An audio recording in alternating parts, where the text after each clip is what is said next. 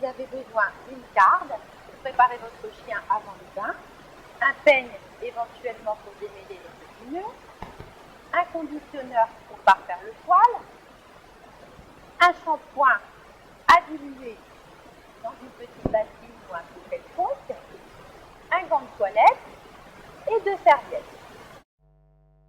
Pour cela, nous allons donc préparer le chien avant le bain.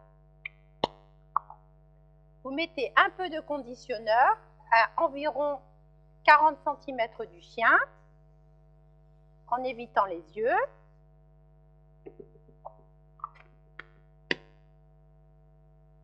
Vous brossez votre chien dans tous les sens, du haut vers le bas, pour préparer le poil et voir s'il reste des nœuds par-ci par-là.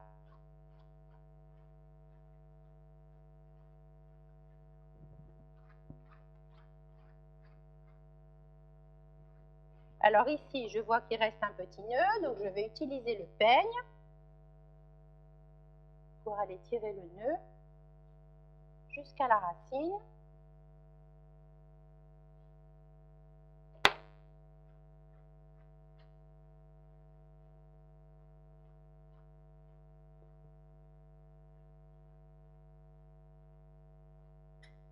Vous soulevez pour regarder bien en dessous. Derrière les oreilles, une zone assez sensible où se forment souvent des nœuds.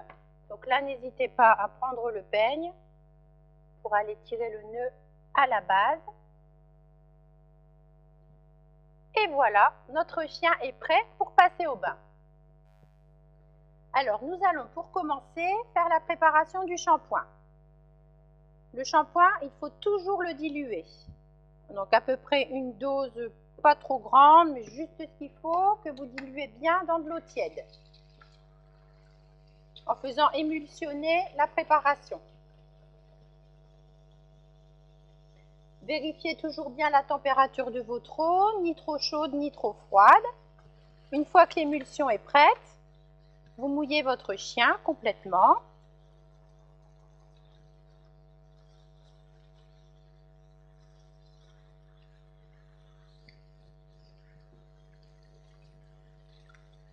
Bien faire pénétrer l'eau jusqu'à la peau.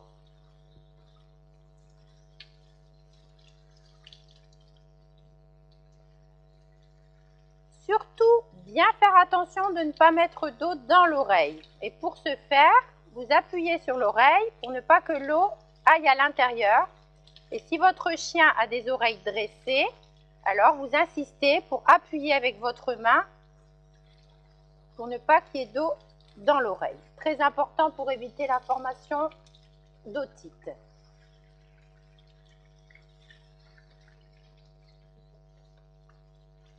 Voilà, le chien est mouillé complètement. Nous allons donc commencer le savonnage à l'aide d'un gant de toilette. Je prends mon émulsion et je commence toujours par l'arrière du chien. Et je vais revenir vers l'avant en dernier.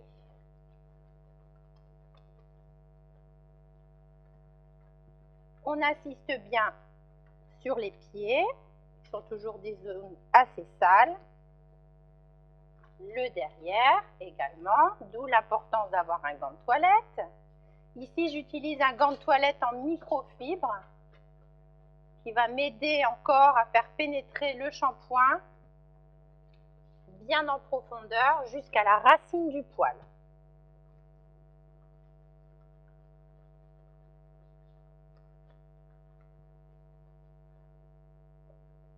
L'arrière est terminé, je remonte.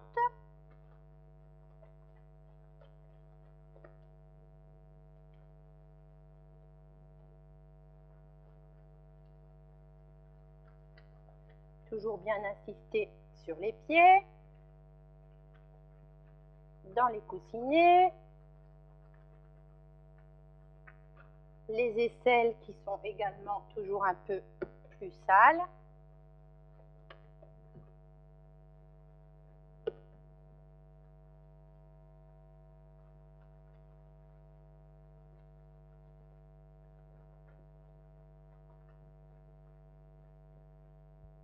et la tête en dernier.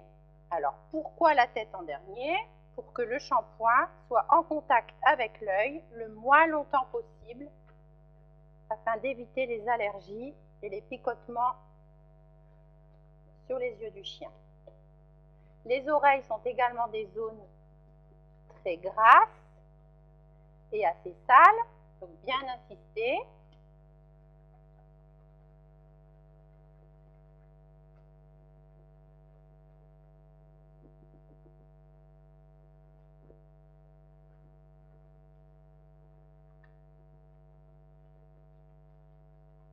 Voilà.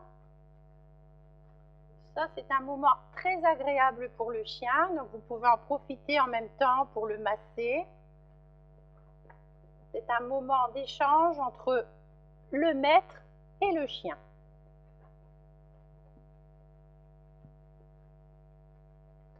Vous repassez en revue toutes les zones.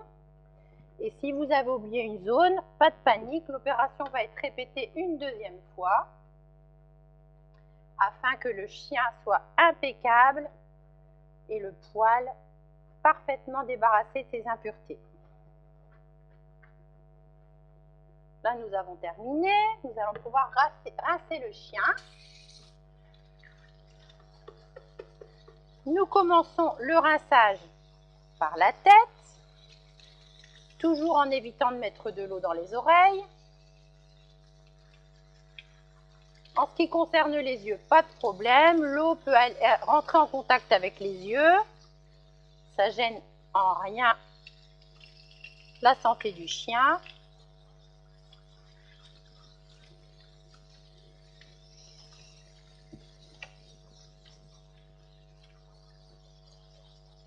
Et là, vous voyez déjà toute la saleté qui s'écoule.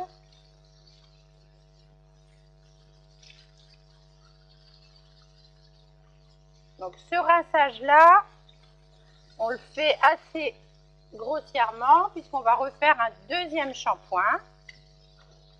Voilà. Même opération. Je reprépare ma deuxième émulsion. Je dilue. Toujours bien contrôler la température de l'eau. D'où l'intérêt de ne pas mettre de gants, parce que sinon on n'évalue pas la température. Et c'est reparti, même chose. Et là, vous allez voir, le shampoing va mousser un peu plus que tout à l'heure.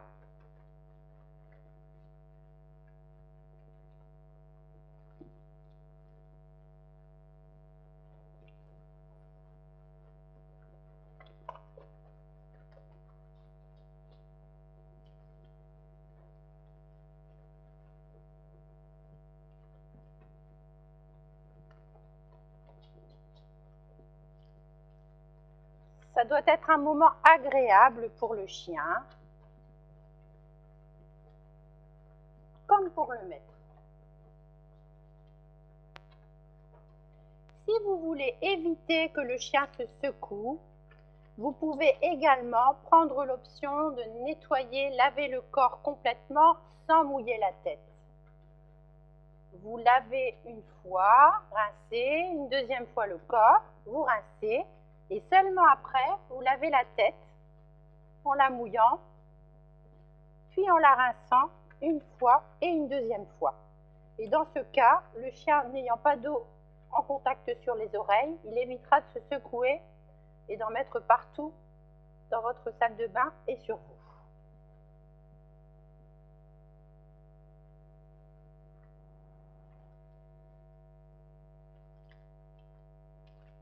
Voilà, une fois que tout est fait, on en profite pour faire un petit massage, bien faire pénétrer la mousse. Et là, on voit que le chien apprécie beaucoup.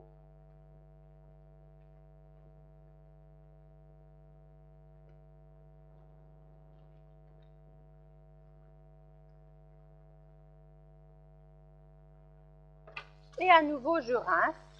Et cette fois-ci, comme c'est le dernier rinçage, je vais le faire avec beaucoup d'attention. Car là, il faut qu'il ne reste absolument plus de shampoing sur la peau du chien pour éviter les démangeaisons, les allergies.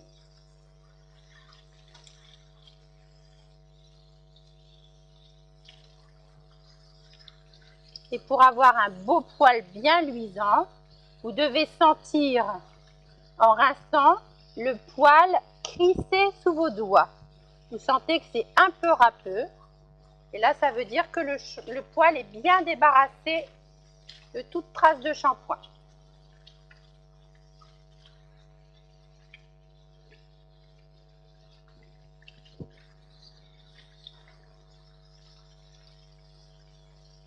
Même chose, si vous voulez éviter que votre chien se secoue, vous pouvez arrêter l'opération et en profiter pour lui éponger déjà la tête.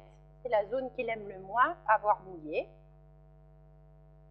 Et vous épongez avec beaucoup de délicatesse. Voilà. Le chien sera plus à l'aise après, sans eau, sur les yeux, les oreilles. Et je continue mon opération de rinçage, bien en profondeur.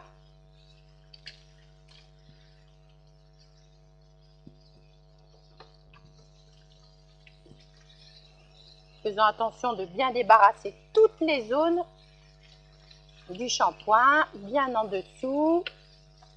Et quand vous regardez couler votre eau, il ne doit plus y avoir aucune trace de mousse qui s'évacue du chien. Alors seulement, on peut dire que le chien est bien rincé. C'est ce qui va donner de la brillance au poil et du volume. Plus aucun résidu de shampoing.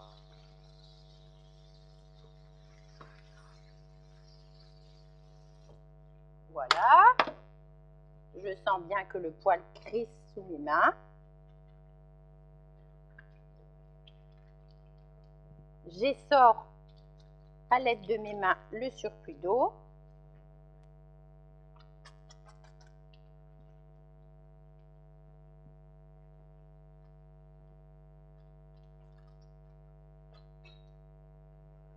Et là, on passe à la phase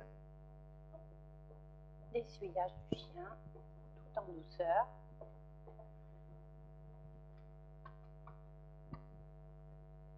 Je vais enlever avec ma première serviette le trop plein d'eau.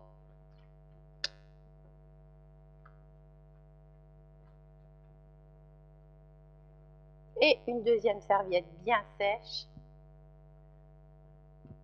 pour aller éponger le chien bien en profondeur et gagner du temps sur le séchage, qui est une opération relativement longue.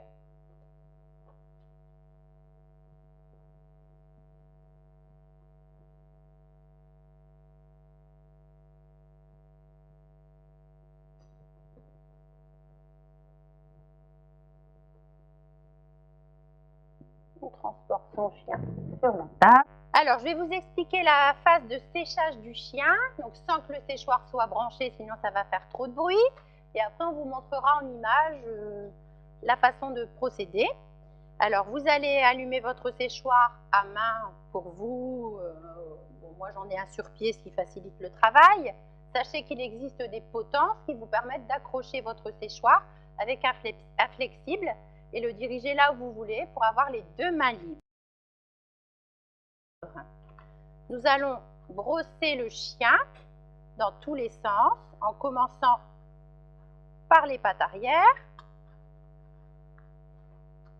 Bien soulever le poil avec la soufflerie qui va permettre au poil d'avoir de l'air dessous, dessus et d'être bien gonflant. Et toujours bien en même temps brosser pour avoir du gonflant, du volume et éviter que les nœuds se forment. Une fois que la patte arrière est terminée, on passe à la patte avant, même procédé, puis le corps et la tête.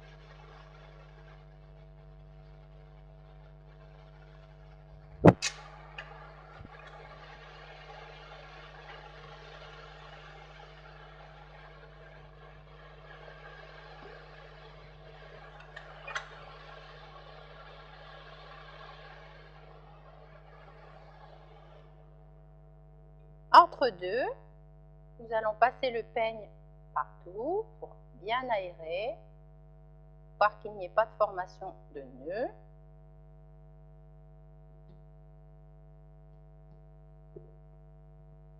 Vous pouvez également remettre un peu de conditionneur pour bien donner du volume. Comme la première fois, à une quarantaine de centimètres du chien, un léger voile, et c'est reparti pour le séchage.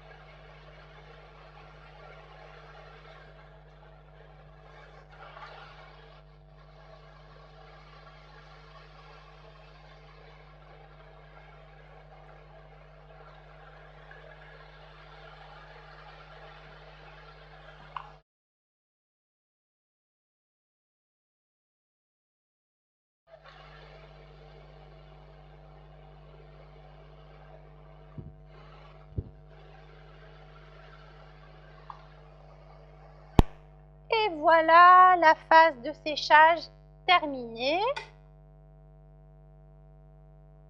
Je vais redonner un petit peu de conditionneur un petit peu partout. Toujours à 40 à 50 cm du chien. Pour donner de la brillance, du volume, de l'éclat. Et je repasse la brosse tout doucement partout. En principe, le chien n'a plus de nœuds, puisque la phase de séchage a aussi permis de faire zone par zone chaque petit nœud.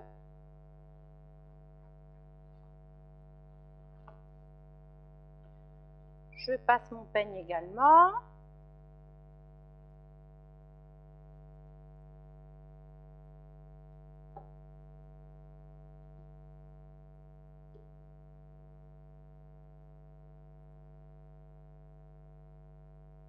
En terminant par la tête.